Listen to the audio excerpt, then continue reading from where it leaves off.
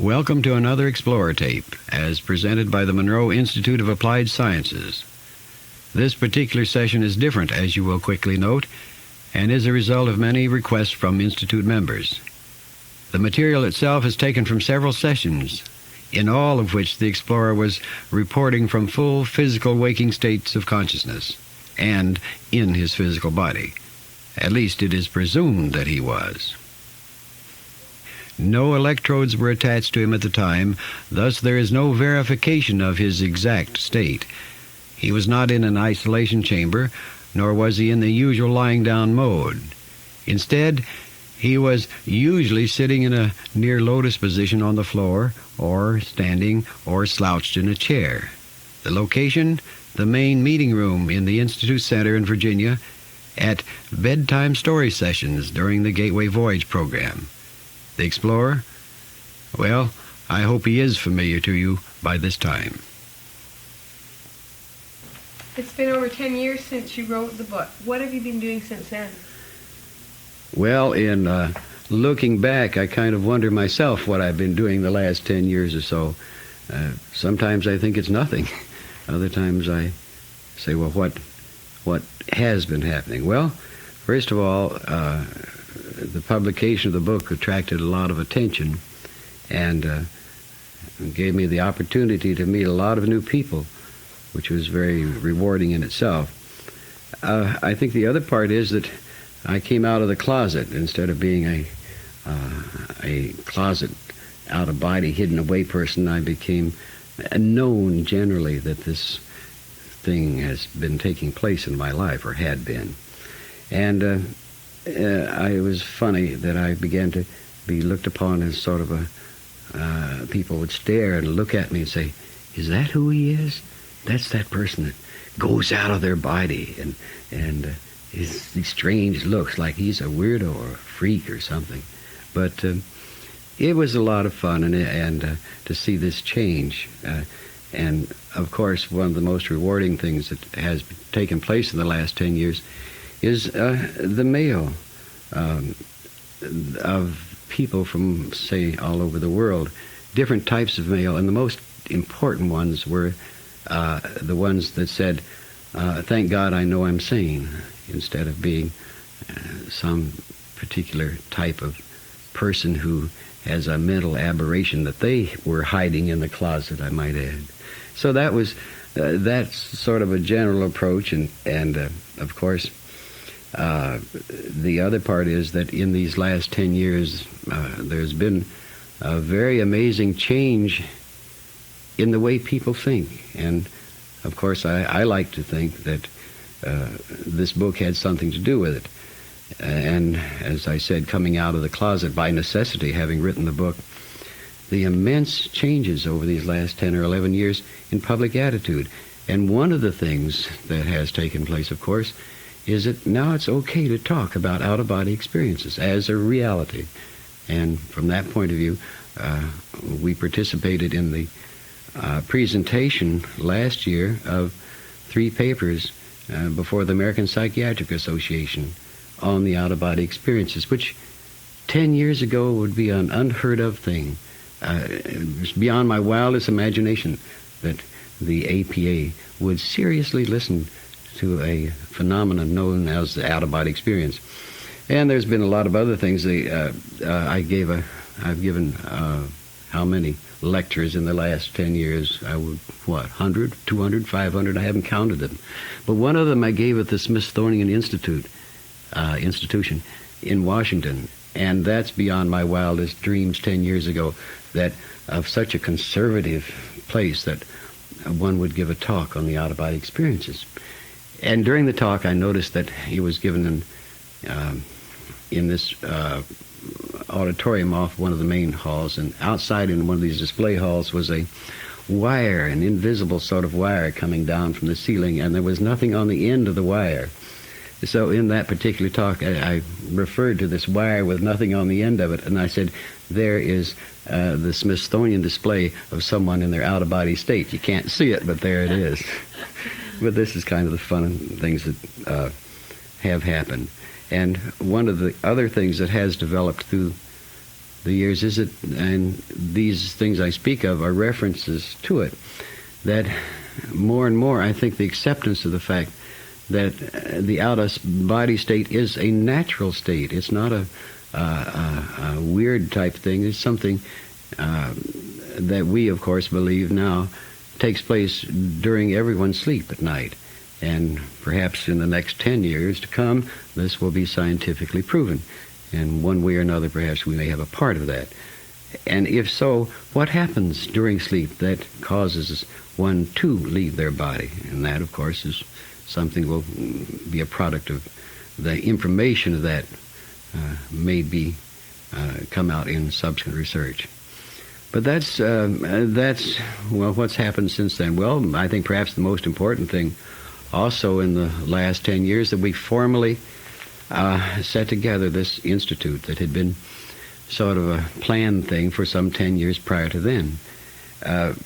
I think it was probably formed, or officially formed out of necessity, simply because of the input of interested parties as a result of the book.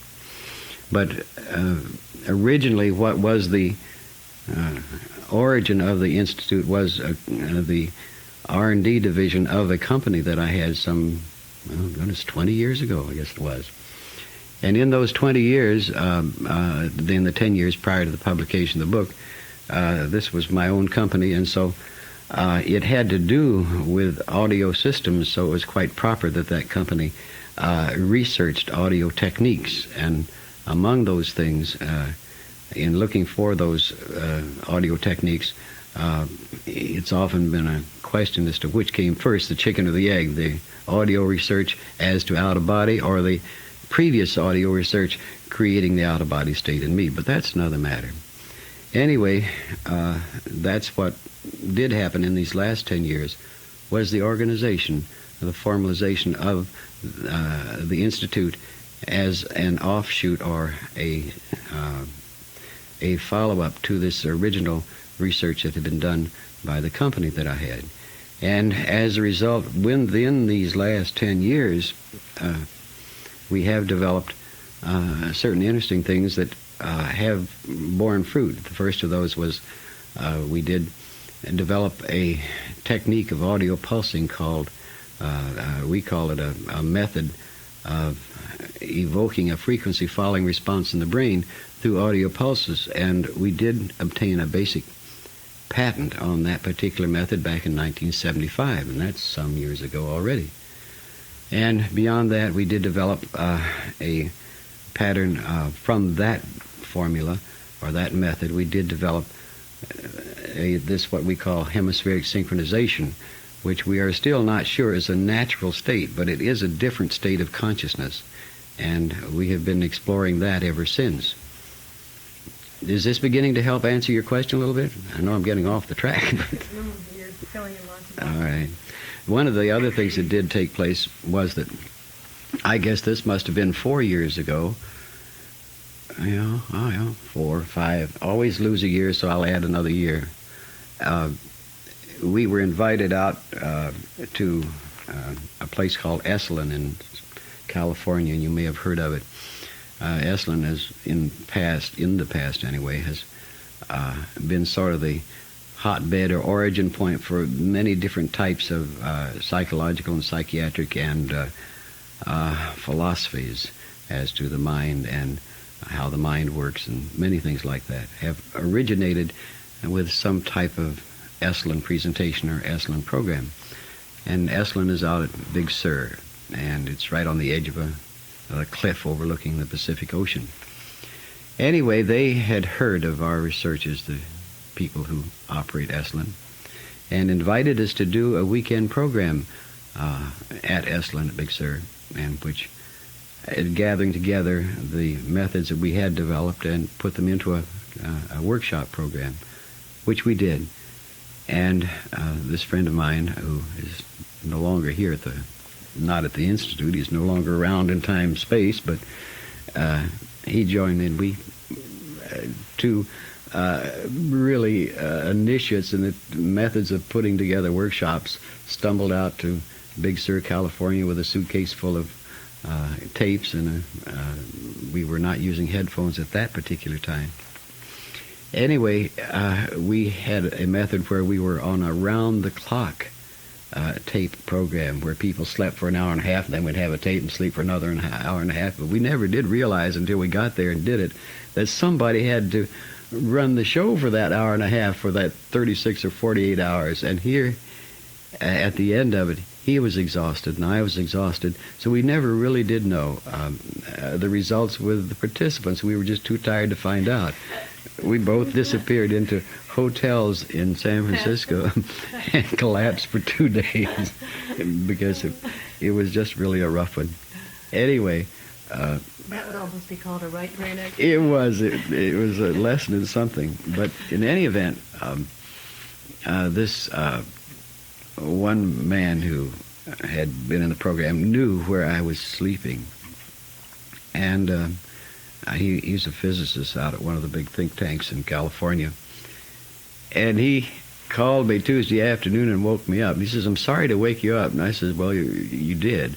And so he said, "I have tried this one technique 58 times," being that research physicist type that he is. And he says, "It has worked 52 times, and I can't verify the other 4. And he says, "What do I do next?" I says, "I don't know," because we had just started this thing. The other facet of it was that we were due to do a similar program. We'd already, because Estlin in San Francisco had heard about this particular thing taking place out of Big Sur, and they said, "Well, me too." So we had stupidly agreed to do the next weekend another one immediately following in San Francisco, and we both groaned mightily because of what was going to happen that next weekend. And we had learned one thing, but we didn't know how to solve it, was that particular thing we were doing at the time, made these participants ravenous with hunger, and it's still a mystery because it was only peculiar to that particular program. And so at Big Sur, we had the kitchen was right next door, and we had the principle of ongoing food. Whenever they needed, they'd go in the kitchen, here's piles of food, then they would eat. We even didn't have any formal meals. We just did it that way. Whenever they're hungry, there's food. So the place where it was in San Francisco, I immediately sensed trouble because it was up on the 4th floor of a walk-up on Union Street in San Francisco, in an office building. It was the top floor. And the problem seemed to be developing because the food was going to be catered in there instead of being available. Well, anyway, the first day worked all right, but on Sunday morning, all these people at 5 o'clock were wide awake and ravenous. Where's the food? Where's the food?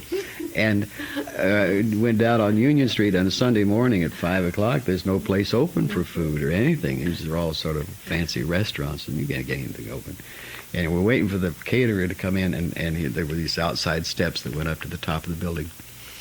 And this is about 30 people waiting to be fed, and it is now about 6 o'clock, and the man was supposed to be there at 6, and so it wasn't his fault. But when he opened the door and these people came in with these trays, they just descended on him like a bunch of locusts and grabbed the food and wolfed it. And he looked at the funniest look on this man's face to see these people grabbing buns, chomp, chomp, chomp, and eating the buns. So anyway, whatever we changed the program to be after that, it didn't work quite the same way. This tremendous hunger. We never did understand why the hunger was created. I Still think does exist. I think so too, because at the Gateway programs, it's incredible. Like having been a participant in 2 of them, I can't believe the amount of food that I personally consumed, and everybody else. And you do not gain No. weight. That's what's fascinating. You're still. So you must be just utilizing an incredible amount of energy. Well, that was the origin of the Gateway program, incidentally, and that's how it started, was that after that, the word spread, and all of a sudden we had requests to do another one, and I think we probably did the next one out in California, and we continued to do them out in California. And then some people in Kansas heard about it, and we had to go do one in Kansas. And it was beginning to get something, so we finally said, well, what do we call this thing? So we called it very grandiosely the M5000 program, saying that this is a good way to conduct ongoing research. And we got teased about the fact that we're the only research outfit whose volunteers get charged for the privilege of being volunteers. The only way in the world. And so anyway, that's how it evolved, and we got tired of the M5000, realizing it'd take quite a while to reach 5,000. Our idea was to have 5,000 participants, that we'd have a good scale and measure the results. So somewhere along the way, we got lost in computerism and said this is not going to work, and so we changed it over the name to the Gateway Program for very obvious reasons. But that pretty much is what has been happening in the last pattern. The most important thing, I suppose, that is generally asked, and when people ask that question is what am I doing in the out-of-body state after 10 years, or what's happening in the out-of-body state? Well, one of the things is that again, something must have happened 5 years ago, but some 5 years ago I did make a decision. I made the decision that this consciousness, this time-space consciousness that I'm using right now, did not have enough knowledge, enough experience to really handle the out-of-body state as I understood it. In other words, what to do with it. Because by 5 years ago, when I had gotten extremely tired of the experimental mode of making runs from Virginia to California, for example, and how many times can you do this before it gets extremely boring, or more importantly, you're using a medium in an environment that it doesn't feel like belonging in, and as it were, in the out-of-body state, time-space is kind of a gray area, and up here above you somehow is a very, very beautiful glowing lights that attract you immeasurably. And once you go to those glowing lights, it's very, very difficult to stay down and perform mundane experimentation in this gray, murky area. Such as going from Virginia to San Francisco. Such as going from Virginia to San Francisco. And it sounds very mundane, or what's the word, to say that it is boring, but it does get boring because you're looking up and there's the fun up there, and you're having to go plowing through this. And I very much got to this state that I could no longer resist the bright lights, and I found going to the bright lights stretched this consciousness so far to be able to perceive and understand it, or even know what to do when I got there, that I made this decision. And the decision was fundamentally this, that instead of my having this time-space consciousness direct what my out-of-body state will be and what I will do with it, I will let my total self make this decision.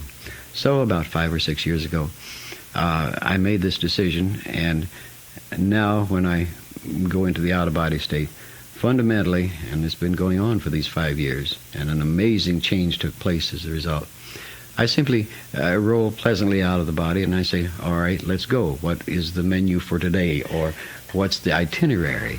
And with that, this time-space consciousness sort of goes along for the ride, or as an objective observer, and not by far the decision maker, as it were. And this total self, with a sort of a paternal pat on the head, says, well, tonight's the night we do this. And so we go to one of these amazing, from this consciousness point of view, far off or seemingly far off states of being, reality systems, and perform functions that totally bewilder this particular consciousness, and this particular consciousness desperately tries to understand these actions and these reasons for performing these things, and which are virtually impossible to bring back to this reality, except for the tremendous acceleration of them, the tremendous sense of awe about some of the things being performed. And I suppose you'd like to know my interpretation of one of these things that being performed. As near as I can gather, it is a group, or is it one of a whole? In other words, is this total I? Is it a finger on a hand on a body that is performing this awesome function? And as near as I can understand, that awesome function it is comparable to setting up a whole solar system or a galaxy of that type of creative process. That and observing and participating in the manipulation of energies to do this, and so coming home into this gray space is very mundane after getting into that type of thing. And as I say, from my perspective, I still don't know whether I'm a finger of a hand, of a body, of a total self that's doing this, or there are a group of us, because it's quite apparent there's another finger next to me that I'm coordinating with that has an energy system not quite like mine that is also needed to perform this function, just as your thumb performs a different function than your forefinger, but they are somehow connected. And when you come back from one of those, it is that's one of the types of things that is so difficult to describe. And I've gotten lazy. I no longer go through a system to get into the out-of-body state. It is a nightly thing, but usually on a nightly thing, I go through 2 sleep cycles, wake up, and this is about 3 o'clock in the morning or something like that, thereabouts, depending on when I go to sleep. And I wake up, and my body's totally relaxed. I'm rested. My mind is very alert. And to get out of the body at that stage is absurdly easy for me. It's a little neat sort of a detachment. You sort of sink down a little bit, come up, and make a roll over, and you're out. And it's then at that stage, rolling out, I'm just, there I am. And if I after performing that function, I would just sort of roll or float in the air and just sort of float really, a very gentle oscillation, and nothing would happen until this consciousness says, okay, where do we go now? And a minute, and then this total self says, well, I thought you'd never ask. And that's when it begins. And re-entry from that is, or coming back, is, I hope, and most of the time I have protective systems that don't call me back, like a telephone ringing or a cat jumping on the bed or something like that. But generally speaking, coming back is a very gentle thing, having performed that particular task or function during that particular segment, which is can be the equivalent of 1,000 years in activity, although it may only be 20 minutes in this time.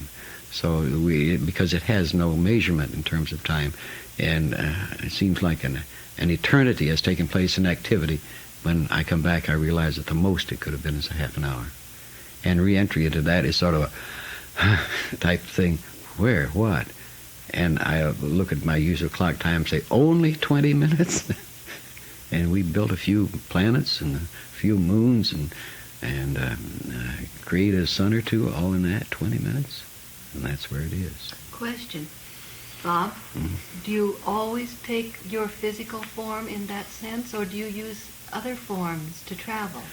The best description I can give you on that is that in terms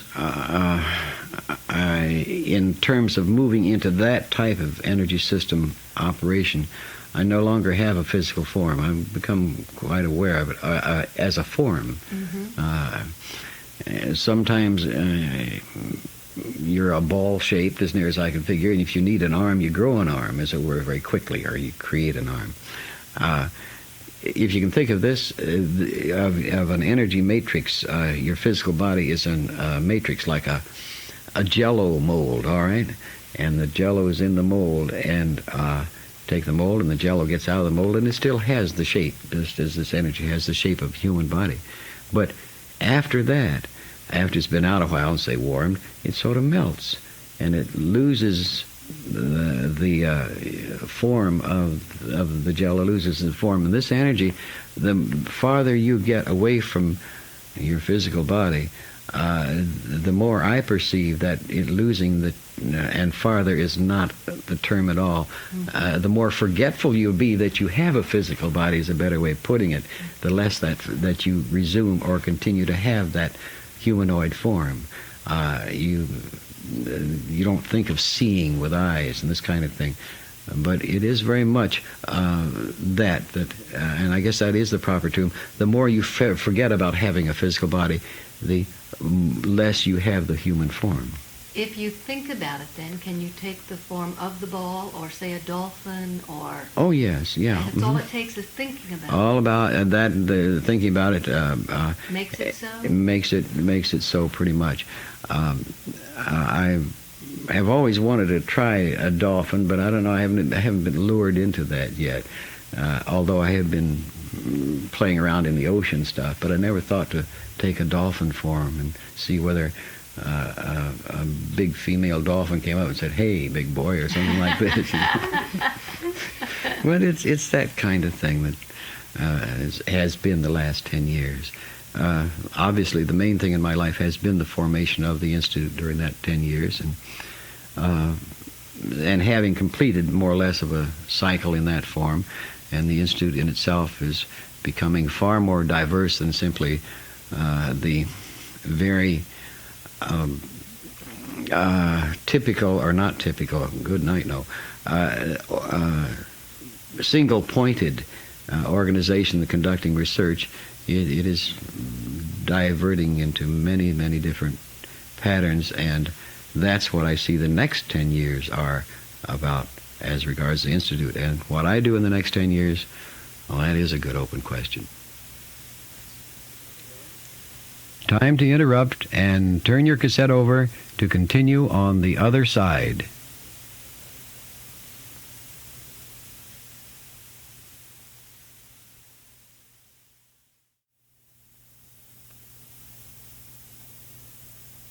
Results have come of your research effort in recent years?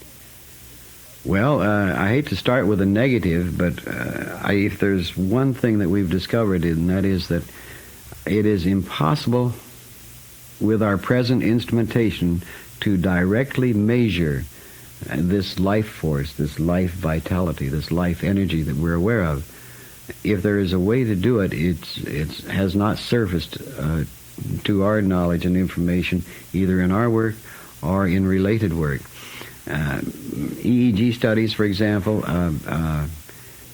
do show certain states of the individual's pattern of being, but they don't show that life energy in and of itself, because they are an electrical function. These all EEG, electroencephalograph studies are measuring electricity. And one of the things we do know is that this particular life energy is not electricity, nor is it magnetism.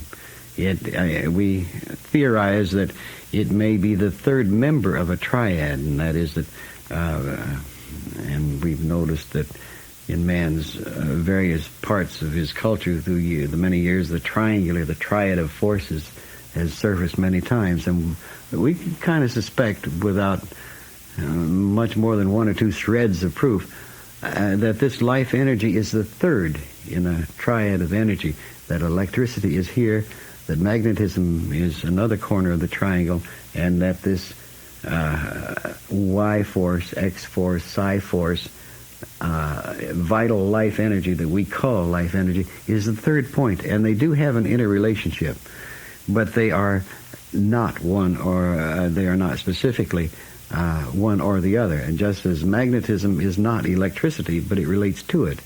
And so therefore we combine the two of those, and we have a thing called electromagnetic energy. Somehow this life energy, with which I use this now to think and to even make my tongue work, is an interconnect between these two, and is a bridging, just as electromagnetic radiation is one form. We suspect that this psi force, as it were, mixed with magnetism, maybe psi-magnetics or something like this, and mixed with all three produces something that we call this life energy. It's very, very tricky. It's as if you're measuring the smoke from a fire without actually measuring the fire itself, and that's the best that we can do with our instrumentation. This is one of the things that after these last 10 years, in recent years, we're quite sure of. The second thing that we have begun to perceive is, in our own direct research, is that we have one means of measuring the smoke that seems to describe or be affected by the stages of consciousness that we work in, and that is measuring body voltage. And what we do with this is that we are not measuring muscle tone or galvanic skin response. We're actually measuring body voltage by taking a head-to-foot measurement of the whole body, and then running that into a very sensitive frequency counter that measures down at the microvolt level. And as near as we can figure, that voltage ranges about 1.7 something volts on the average individual, depending upon their weight and size and some other unknown factors. And down at that 1.733, that last 3 is where we find the sensitivity to changes in consciousness. And we can see waveforms there that are in themselves very, very interesting and very, very exciting. So as a result, this is the kind of thing that deserves much further investigation, and we certainly are working on it. We also have gotten, as you know, well into the concept of left brain and right brain, and we think that is certainly a simplification of what is really happening in the mind-brain relationship. We agree and seem to have some justification in going along in the concept that mind is to brain as a ordering or command system is to a computer. We are quite definite in our approach that the mind is not the product of the brain, but the brain's more the product of the mind, as it were. And we think there are some ways that we can get that into certainly a cause and effect mode. We've also gotten to where we suspect everything is in that wave form, and as you know, quantum mechanics speaks of nothing but wave form, and holographic theory is a series of coherent wave forms. And we think that our life existence here is just a series of overlaid waveforms. The basic one, for example, the waveform is one of physical life here in and of itself. And that is basically one where you're born here and you have a long wave, and then you do what we call die, and that's one film. And when you are dead, as it were, that waveform continues, but not in this particular reality system. But it is a waveform, and you surface again and become here again and inhabit, say, a physical body, and that's the upper part of the wave. Then you go down below the line again, and you inhabit and exist in some other reality structure. Is that then what reincarnation? Well, yes. Let me get on to that in a second. I'll see how that might fit in reincarnation, or what we think of as reincarnation. If we take that long wave and then we add finer waves to it, and one of the most obvious ones, that big wave being birth, growth, maturity, aging, and death. And then we have another little simple waveform that we perform every day. We are awake and we're asleep. And this is a local, a little short visit to that other system. You're above the line in that waveform. You're conscious here. Go below, and you're conscious in that other reality structure. This means, in essence, that you can't wait till you die. You got to go there during the night and get there a little bit beforehand, as it were. In other words, a balancing system, so that. Are we in training then? In training, I think it's something even beyond that. I think it's a necessity, just as an equalizing, balancing process, to be in that other reality a little bit, just to balance being in this reality. If you think of a waveform, and it's up and then it's down, it's in the mountain, the valley, or whatever way you want to put it, and so you have to have all nature. It has waveforms, and they are not in stasis. They're not all above the line, and they have to be above the line and below the line to be a waveform or a vibration, as it were. And we arbitrarily set the line where we want it, but basically that's what it is. And So you have that, and we are much inclined to go along with this because there's some supportive evidence of it. That even during this particular consciousness of which we're using right now, that there is and this is certainly not original with us, but there is I say we like it, the idea of it, and we are beginning to get pieces of it. That not only is that, here's another and much finer waveform, that as we sit here, we are flickering now in and out of that consciousness. And we are flickering in a real short, much shorter wave. What is it, 1,000th of a second, 1,000,000th of a second, who can tell? But so that we are right now in that other reality, but we're this part of us not being able to perceive the gaps when we're in the other. It only sees the tops of the waves here. Whereas in that other system, they're saying, "Oh, hello, Isabel. What are you doing? Are you?" And as far as Isabel's concerned, or Brian's concerned, you are living in that other reality just as much as you are here, because the flickering is going on all the time, and the fact that you can't perceive the gaps when you're there is nonetheless. We can't even perceive the gaps of going in it when we're asleep, much less these little, very hard to perceive gaps. So we blink back and forth. This is just that, blinking back and forth. As you live longer and approach death, would you perhaps blink longer in the other place? It's quite possible. And that maybe could be what senility is? Who knows? These are things that, yes, indeed, and these are the things that deserve to be investigated, but taking a different overview because of that. Some of the other things, incidentally, that we've gotten into, and I have fun with it because in running through the stats on these several thousand people who have been through the Gateway program, is the universal question why we are here. What are we doing here? And one of the ones that I enjoy very much playing with is the fact that there are not just one reason why we are here. There are a number of different reasons why we are, and each have perhaps a fundamental reason, say, to experience.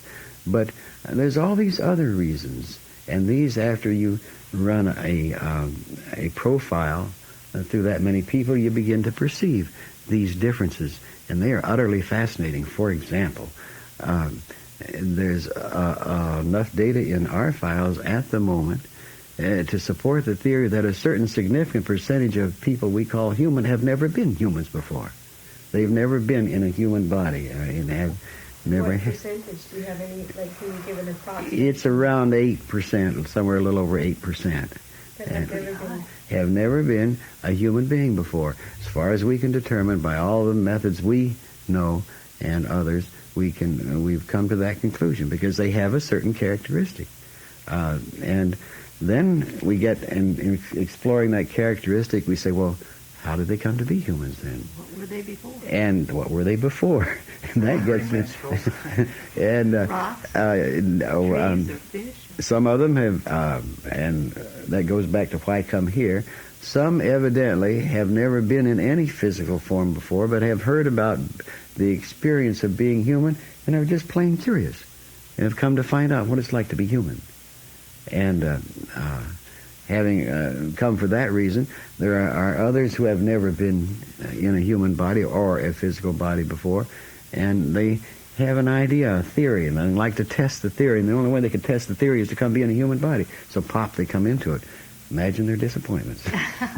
And somebody who keeps recycling them becomes addicted? Now you've jumped my word, because that's exactly what it is. That's the whole thing on the whole reincarnation thing that gets so fascinating. The other part of the word, the question of why do this more than once? And it's because as we sit here right now, we can look and say, well, this lifetime I'm not going to get a chance to do that, so I need to come back and do that. I don't know if I'd want to be a female, but there are certainly things in this lifetime that I have started, and I'd like to spend a whole lifetime doing. The best illustration I can give you in my own case is that if I am addicted, I'd like to come back and work with music, and work with music in physical matter, time, space, and translate what I have perceived into time, space. Maybe I'll get lazy and say, well, the heck with it, I'll just play with it where it is instead of trying to reduce it to physical matter. But the addiction concept of being in a human body, that physical matter and its intense experience, and there's a lot that seems to support this, that being in a physical body is an intense concentration of forms of energy, and they're only available in a physical body. Now, we've had other things that is kind of unique, the human body, because being in a crocodile body on another energy system doesn't give you certain tool-making privileges that you do when you have a physical body. And it is these types of things that are utterly, utterly fascinating when it comes to running these overall stats, why we are here, what it is, and why be in a physical body. And then there are the old hands who've recycled 10, 15, 100 times, who knows, and they're pretty easy to spot because they have a certain savvy, a certain casualness about events that doesn't disturb them, like they don't get nearly as frantic about some things. And you can spot them even as little babies. You can I know of 2 or 3 that I've seen grow up from babyhood, and they have this single-pointedness that bewilders their parents totally. And the parents really can't do anything with them, but they don't have to do anything with them because they already know. They know right where they're going, and the parents just sort of feed them and clothe them, and they go through school and they get their schooling or whatever they need in schooling, and they go on. They never, because they know where they're going. And I've seen 2 of those grow up into maturity, and it's an astounding thing. They did know where they were going, and they did it. And they're old hands. They came here to do this. And do those persons then have different attitudes about death? Are they more accepting about? I don't think they even they don't even give death a thought. They're that far they don't even think about death. That's over here, and that'll happen when they're through doing what they have to do. But this is one of the most fascinating things that has come out of this overlay profile stuff that we've done with these people who've been in the program. And the interesting part is that you can then begin, after playing with that profile, begin to spot people in their various motivations for being, and some who also, I might add, are desperately trapped in time-space and would do anything short of the morality structure with which they've been imbued. They would not do those things, but they do about anything else to get permanently out of this scene. And some of them then possibly in desperation either take a long suicide route or a short suicide route. Mm-hmm. And there is much of a difference.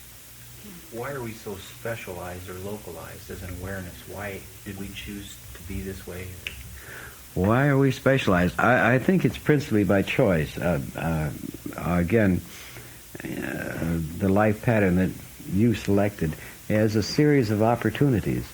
And in those series of opportunities, they are predicted opportunities, but certain situations or certain events may not let you exploit that given opportunity that you thought you would have. And this, I think, is where we have turnaround problems in the expectation in that given life. I think that's quite prominent. There's no end to probabilities, just whichever one you choose. That's right. But so life, you entered this particular life with a set series of opportunities that you could perceive on a probability base. The fact that they didn't turn out that way may not have been, quote, your fault or the fault of anything else except an intense system of variables. Mm-hmm. And it can be kind of... and no matter what the probability is, it's all experience anyhow. That's right. You have to get that overview. That's the other part. Overview, I think, is a key to this whole question of research effort and the results of it. And overview is what I think we try to help people gain. And that overview has to deal with what time-space is, what it is, and not only why you're here, but what it is. Because if you obtain that, then your participation here will be much different. It will be much more profound to you to understand it. And one of our favorite phrases developed is that time-space is local traffic, and Earth living is local traffic. And so therefore we turn around and say to the individual, well, think of that and all the messy local traffic things which are local enculturation, local superstitions, local illusions, local misconceptions, and that's all local traffic. And this is local traffic. The Earth is a backwash in the backwash of the backwash of time-space. So if you think of that, and then think of what we call interstate, which is above all of that without any of the local traffic, and where you can go at 55 miles an hour and faster if nobody's looking, and how much different that is, and the minimal problems one encounters because the flow, you're part of a flow in one direction or the other. So that's what we like to play with. And it's very, very important to begin to get that overview, that different state. And other thing, I keep thinking of things that I should say. One of the things that is with working with all participants, volunteers, and anything else is that we have a fundamental rule, and that is that you must verify for yourself. Whatever I say, for example, is a product of my own interpretation and the interpretation of the results that we have. The results that we have achieved. So there are filtration processes that work even at what I speak and convey to you. So therefore, we have a firm rule. Whatever I may say, whatever comes out of the Institute, whatever you get in life, in information, you have the methods, and we attempt to provide the tools with those methods to determine the reality of that. And it's up to you to verify it in your own, not take anything as valid until you know it yourself. So what I say, you can say it's interesting, and you can say, well, I believe you, but to know is something else. This is your own job. Have you worked with any terminal cases recently? Have we worked with any terminal cases recently? Unfortunately, no. And the reason has been principally that most terminal cases need to be working in our program, as it were, through the physician, and physicians generally don't like to have that kind of responsibility. And in a way, you can't blame them because it is an unknown factor as far as they're concerned. However, we did have an interesting opportunity, and it was during one of the Gateway programs some months back, that, and I say interesting advisedly, but here was the event. We had one program, and this woman was due to attend it, and by something that we didn't understand, in getting on or off the plane, she broke her leg. And this was up in Washington, D.C. airport that they discovered this, and so that she was taken to a hospital in Arlington with a broken leg. And she stayed there for some 6 or 7 weeks, and until she could attend the next Gateway program. And then she, in turn, arrived on the scene on crutches at this following program, and a very warm and pleasant woman. I would say she was in her 50s. And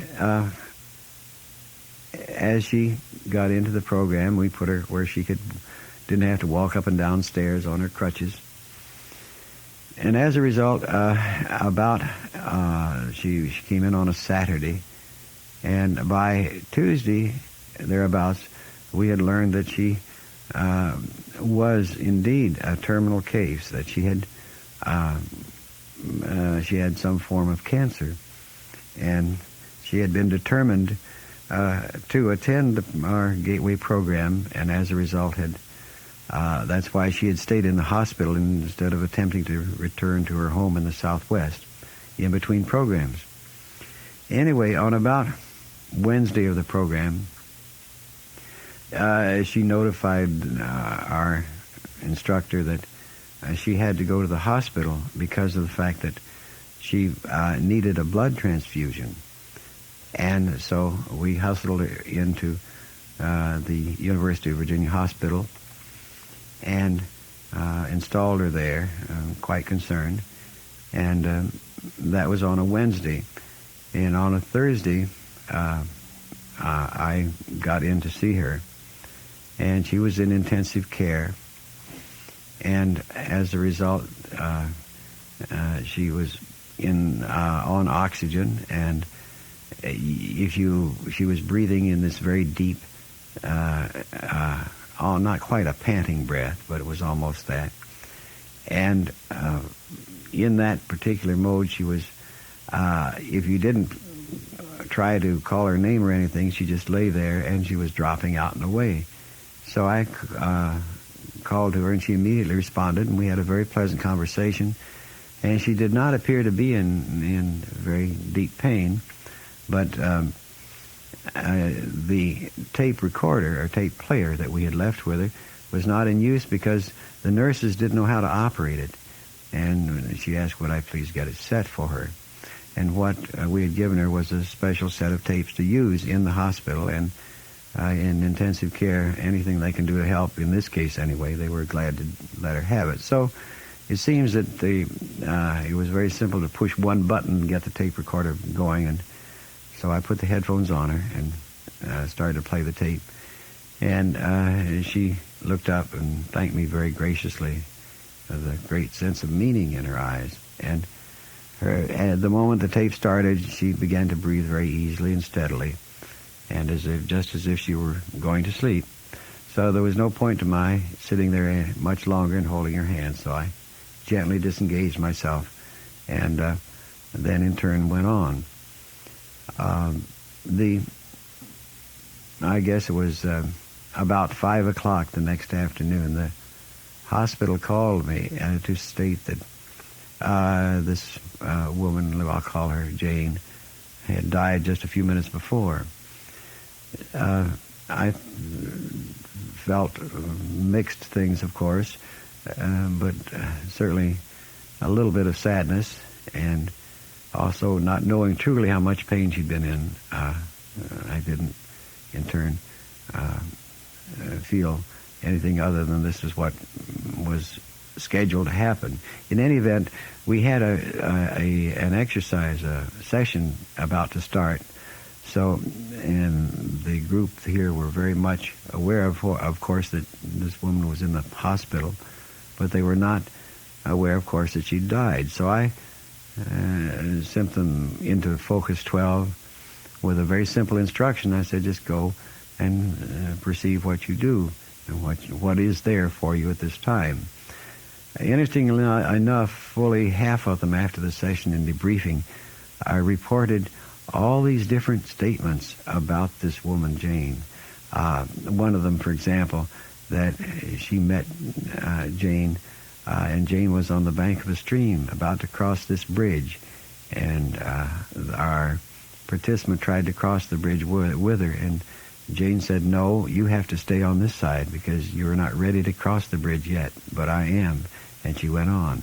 And another one reported, another of our participants reported in and said that he had met Jane, and that Jane had thrown her crutches up in the air and was, with this bright, joyous smile on her face, was saying, I'm free, I'm free.